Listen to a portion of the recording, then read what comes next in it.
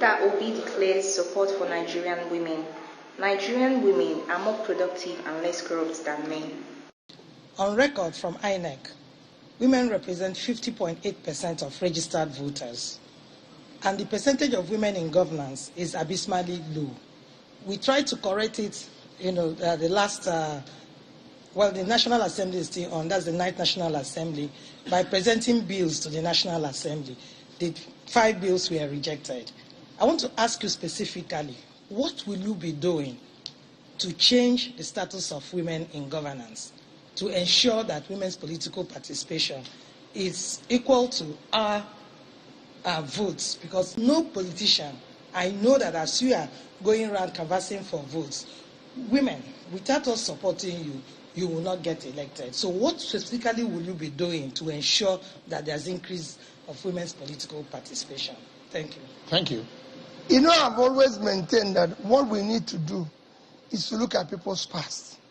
Just like somebody came now and said, looking at my past. And I was able to explain the circumstances I found myself that made me to take decision that I took then. Now you're asking the same question. How will you? In fact, let me tell you, as governor, I was about setting up Ministry of Men Affairs. Because women took over. It's simple. Go and verify. As governor of Anambra State, my chief of staff was a woman. Permanent Secretary, Government House, woman. Commissioner for Finance, woman. Accountant General, woman. Head of Service, woman. Commissioner for Youth and Sports, woman. Commissioner for Education, woman. Commissioner for Local Government. I said, they took over. It was us that was listening. And I can say it without anything. Women are more productive in Nigeria than men. Any day, any time. I worked with them while I was in the banking industry. They save the bank. When they believe in anything, they go for it. I wish our men would do the same thing. And they are less corrupt. They are less corrupt. When they are really satisfied with little, the men will just go on and on, forgetting that it is public money they are taking. I'm very sorry about that, man.